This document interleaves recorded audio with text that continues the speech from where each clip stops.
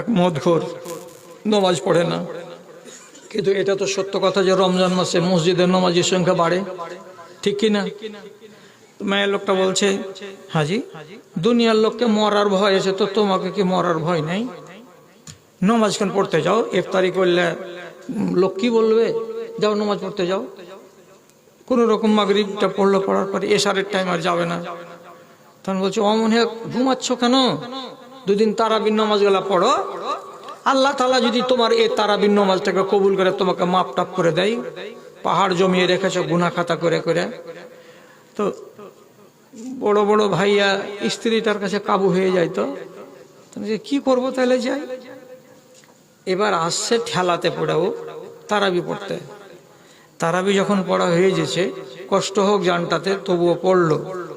পড়ার পরে খেয়াল করেন কথাটার দিকে। এবার ইমাম সাহেব 3 রাকাত বেতর পড়া যখন হয়ে গেল, তো হচ্ছে যখন তৃতীয় রাকাত, রুকু থেকে উঠলো।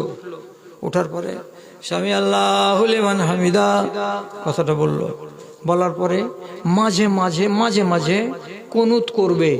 রোজ করবে এমন কথাটা নয়, আর যদি না করে তো গুনাহ হয়ে যাবে এমন কথাটা নয়। মাঝে মাঝে কি করবে? কুনুত করবে। কথাটা বুঝেন না? কুনুত করা।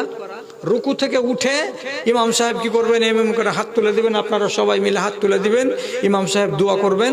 আর আপনারা যারা যারা দোয়াটা জানেন তো তার সাথে সাথে বলতেও পারবেন, অথবা যদি না জানেন তো উনি যেখানে যেখানে থামবেন সেই জায়গাটাতে আপনি শুধু একা একাই ওইখানে আমিন বলে নেবেন।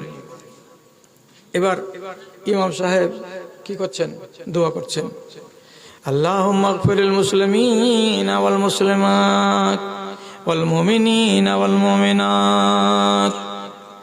কুনুতের প্রথমেই দোয়াটা আছে কি, বা দ্বিতীয়ত যদি কেউ করে দেয় তো তাও করতে পারে। আগে করে দেবে কোনটা?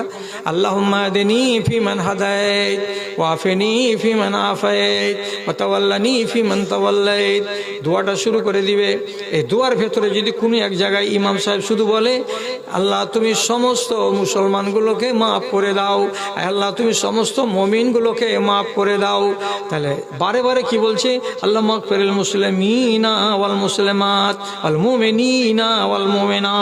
এই মুমিনগুলোকে আল্লাহ তুমি মাফ করে দাও, এই মুসলমানগুলোকে আল্লাহ তুমি মাফ করে দাও। আপনারা সবাই লাইনে দাঁড়িয়েছিলেন, আপনারা লুকিয়ে লুকিয়ে আবার করে বলছেন আমিন। এবার লাভ কি হবে?